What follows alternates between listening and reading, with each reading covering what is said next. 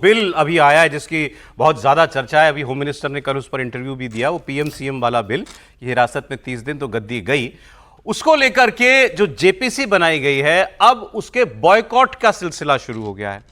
अब कांग्रेस पार्टी लेकिन इसमें अलग थलग पड़ती जा रही है। कई सारे विपक्षी दल ऐसे हैं जिन्होंने कहा कि इस बिल पर हमें एक सुर में मुखर विरोध दिखाना है तो हमें जेपीसी का भी बॉयकॉट करना पड़ेगा। तो इंडिया ब्लॉक की टीएमसी हो, समाजवादी पार्टी हो, आम आदमी पार्टी हो, और अब तो शायद आरजेडी का भी नाम आ रहा है कि वो भी जो है इस जेपीसी में नहीं जाएंगे, इसके मेंबर ही नहीं बनेंगे।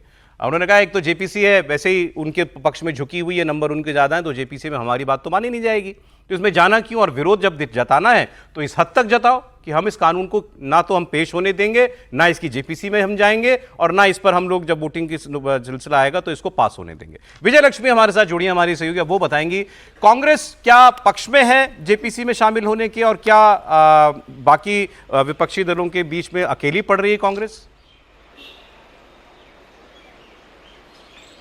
देखिए सौरभ, कांग्रेस पार्टी में भी ना अभी डिसीजन कोई लिया नहीं गया है कि जाना है जेपीसी में या नहीं जाना है। एक तरफ विपक्षी दलों का दबाव ज़रूर है, लेकिन कांग्रेस को लगता है कि अगर वहां जाते हैं तो अपना एक डिसेंट नोट दे करके अपनी बात रखना भी जो है वो एक महत्वपूर्ण बिंदु होगा। लेकिन किसी तरह का कोई फैसला अभी नहीं लिया गया है पार्टी की तरफ से। लेकिन कांग्रेस मानती है कि जो जुडिशियल स्पिरिट है, जिसमें जब तक आपको गिल्टी प्रूव ना कर दिया जाए तब तक आपको किसी चीज़ की सज़ा नहीं दी जा सकती। उनको लगता है ये जो बिल है वो जो जुडिशरी की मेन स्पिरिट है उसके खिलाफ भी है। तो अब पशोपेश यही है कि बॉयकॉट किया जाए, संपूर्ण जो इंडिया ब्लॉक की पार्टीज हैं उसके साथ खड़े होकर के, और एक बड़ा संदेश दिया जाए, या फिर जेपीसी में जाकर के डिसेंट नोट देकर के एक फॉर्मल तरीके से अपना विरोध दर्ज किया जाए। अभी इसको लेकर के कोई फैसला नहीं है, लेकिन इन्हीं बिंदुओं के इर्द गिर्द कांग्रेस पार्टी के जो नेता हैं, लेकिन बॉयकॉट क्यों, मतलब बॉयकॉट करने से हासिल क्या होगा। ये जो पार्टियां कह रही हैं हम नहीं जाएंगे, उनका लॉजिक क्या है। देखिए सौरभ, एक तो विपक्षी दलों को लगता है कि जो बेसिक स्पिरिट ऑफ जस्टिस है उसके ये खिलाफ है, क्योंकि 30 दिन में आप किसी को गिल्टी तो प्रूव नहीं कर देंगे, एक पूरी न्याय की प्रक्रिया होती है।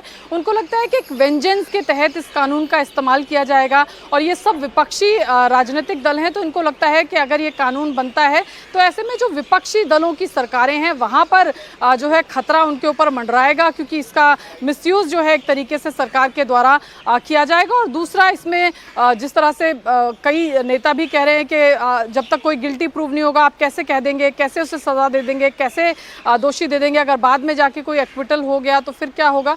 तो इन्हीं तमाम चीज़ों को लेकर एक मैसेजिंग जो है वो इंडिया ब्लॉक की तरफ से यहाँ पर करने की कोशिश की जा रही है कि कैसे ये सरकार विच हंटिंग जो है वो विपक्ष के तमाम दलों के खिलाफ कर रही है, और अब ये जो विच हंटिंग है ये विपक्षी सरकारों के खिलाफ भी हो रही है। इसी का विरोध ये तमाम राजनीतिक दल दर्ज कराना चाहते हैं। बहुत शुक्रिया विजय लक्ष्मी आपका। सर, विपक्ष का जेपीसी का भी बॉयकॉट करना क्या ठीक कदम होगा देखिए उनके लिहाज से? नहीं, उनके लिहाज से अगर देखो तो ये कह सकते हैं कि साहब वक्फ बोर्ड में तो हम वक्फ वाले बिल में हम जेपीसी में थे, और हमारे एक भी जो संशोधन थे या सुझाव थे वो सरकार ने नहीं माने, तो क्या फायदा ऐसी जेपीसी में जाने का, वो कह सकते हैं।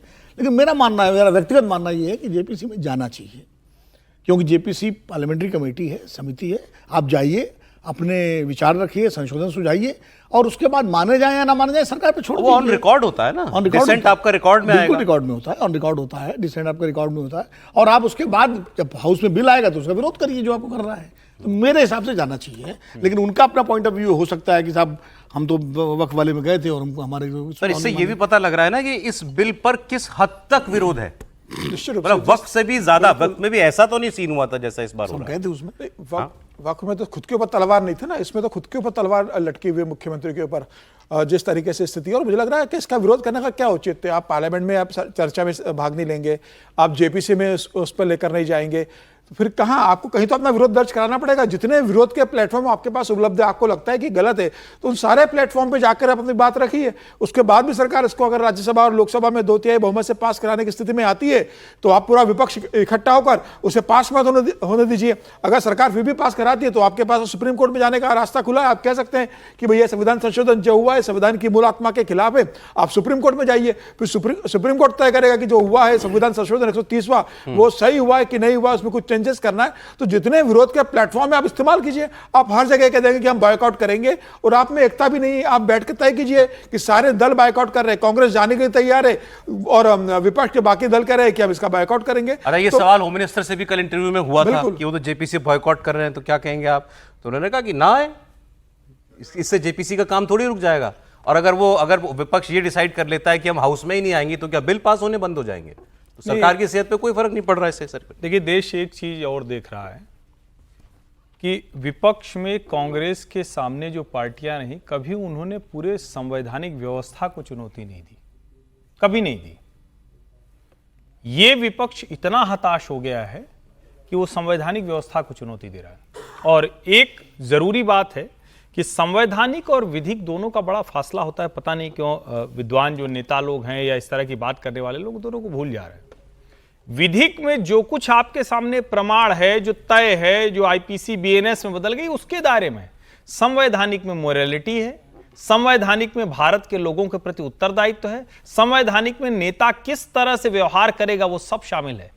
यहां कोई अगर नहीं जा रहा है, कानून के दायरे में नहीं आ रहा है और वो छूट गया, लेकिन अगर वो बेईमानी करके गया, उसके ऊपर आरोप है, तो जनता की अदालत में जाता है ना।